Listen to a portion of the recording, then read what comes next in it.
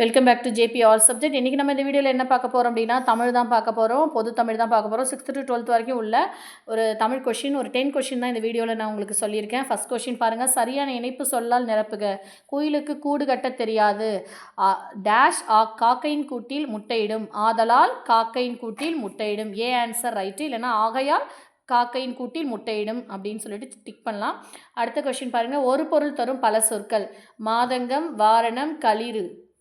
இந்த 3 சொற்கள் இருக்கு இல்லைங்களா, இது ஒரு பொருள் தரும் சொல் எது அப்படின்னு சொன்னால் இதுக்கு ஆன்சர் வந்து யானை. அதாவது களிறு அப்படின்னு சொல்லும்போதே உங்களுக்கு நல்லா தெரிஞ்சிருக்கும், அது யானை அப்படின்னு தான் தெரிஞ்சிருக்கும்.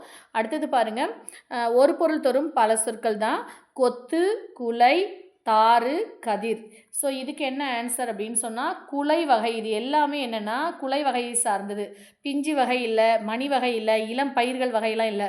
கொத்து கொத்து, குலை குலையாக, தாறு, கதிர், இது எல்லாமே குலை வகையை சார்ந்தது. 4வது கொஸ்டின் பாருங்கள். ஆ என்னும் ஒரே எழுத்து ஒரு மொழிக்கு பொருந்தாத பொருளை கண்டறிக அப்படின்னு இருக்கிறாங்க. ஸோ இப்போ இதுக்கு ஆன்சர் ஆ அப்படின்னு சொல்லும்போது என்னென்னா முருகன், சிவன், திருமால், நான்முகன்லாம் கொடுத்துருக்காங்க. இதெல்லாம் இல்லை. ஆன்சர் வந்து முருகன். 5வது கொஷின் பாருங்கள். இரு பொருள் தருக. ஓடு. ஸோ இரு பொருள் தருக ஓடுன்றதுக்கு ஆன்சர் என்ன அப்படின்னு சொன்னால் ஏ ஆன்சர் ரைட்டு. ஓடுதல், மேற்கூரை. அடுத்தது பாருங்கள். 6வது கொஷின். ஒரு பொருள் தரும் இரு சொற்கள் தருக அப்படின்னு இருக்காங்க. என்ன சொல் அப்படின்னு சொன்னால் அதாவது மாலை. இந்த கொஷினுக்கு ஆன்சர் என்ன அப்படின்னு சொன்னால் நமக்கு பூமாலை. ஆன்சர் என்னது? பூமாலை, மாலை பொழுது. நேரம், அணி இதெல்லாம் இல்லை. மாதம், நிலம், அணி, ஆடை எல்லாம் இல்லை. ஆன்சர் வந்து பூமாலை, மாலை பொழுது. அடுத்தது 7வது கொஸ்டின் பாருங்கள். சி என்னும் ஓர் எழுத்து ஒரு மொழிக்கான பொருள். சின்றது ஒரே ஒரு எழுத்து. ஸோ இதுக்கான பொருள் என்ன அப்படின்னு சொல்லி பார்த்தீங்கன்னா இகழ்ச்சி. அதாவது இறப்பு, சோர்தல், இகழ்ச்சி, கழிதல்னு கொடுத்துருக்காங்க.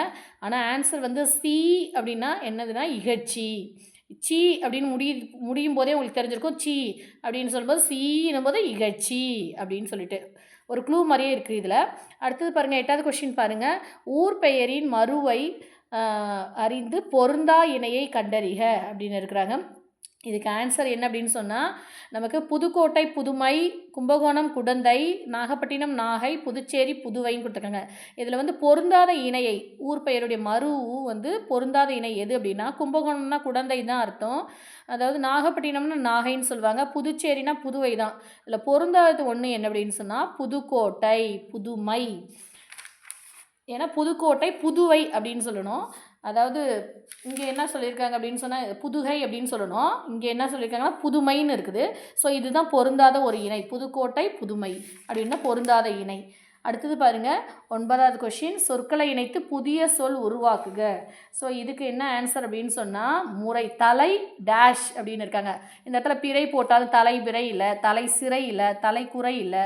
ஆனால் ஆன்சர் வந்து ஏ ஆன்சர் தலை முறை, தலைமுறை. அடுத்தது பாருங்கள். ஒரு பொருள் தரும் பல சொற்கள் எழுதுக. இதழ்.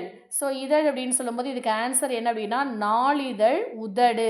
பொறுப்பு, உயரம் இல்லை, வனப்பு, பொறுப்பு இல்லை, வெறுப்பு, மனை இதெல்லாம் இல்லை. ஆன்சர் என்ன வரும்? இதழ், நாளிதழ், உதடு. இதழ்னு முடியும் போதே இதுதான் உங்களுக்கு நாளிதழ், உதடு. தேங்க்யூ ஃபார் வாட்சிங்.